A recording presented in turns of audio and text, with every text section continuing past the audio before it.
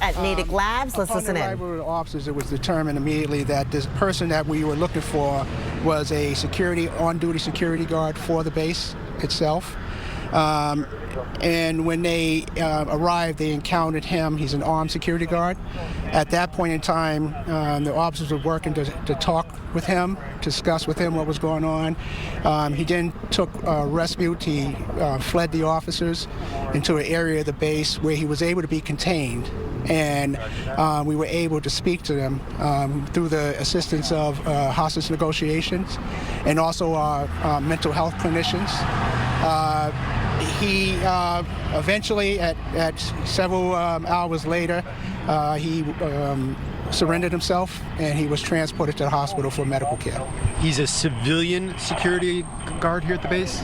He is. I believe that, I think it is a civilian, the way that their status, the way they are, the way they are.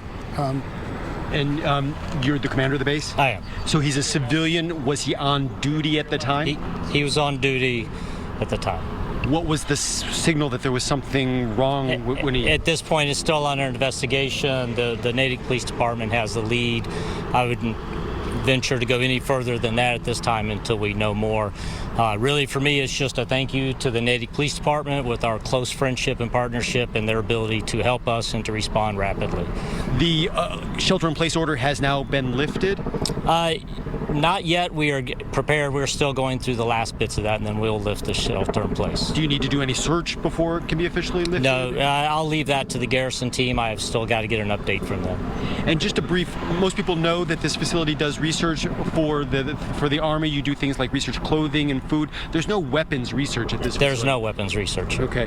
The situation has been resolved as far as you can tell at this point? I'll still leave that to the Natick Police Department until we're ready to make that call. What you would say, Chief, the situation has been resolved? Situation has been resolved. Like I said, the individual who was of concern has been taken to a local hospital for evaluation. Is it possible that that person will face charges? That's still under investigation. That part of the investigation is still ongoing, but at this point it's being treated as a health issue. And there were no shots fired at any time? No shots fired. We had the opportunity to have NIMLEC here. NIMLEC was able, through, like I said, through their negotiators, was able to bring this under to a safe conclusion. And you said he was armed. Was he armed with like his service? His service weapon. His service weapon for his job? Yes. Okay. All right. Any other information that anybody would like to add? No, I just want to think there's a lot of support that goes here. It's not only the staff at the labs here at the Natick Soldier Systems, but also our partners at the fire department, the Natick Fire Department, as well as NIMLEC. They were crucial and critical for this resolution here today. Do you expect the General Green Ave to reopen shortly? We hope to have it open shortly. Yeah. Again, we're just doing an investigation. It's going to take a bit of time, but as soon as we can, we'll open the road. Within 20, 30 minutes? Probably half an hour, I would say. All right. Thank you very much. Thank you.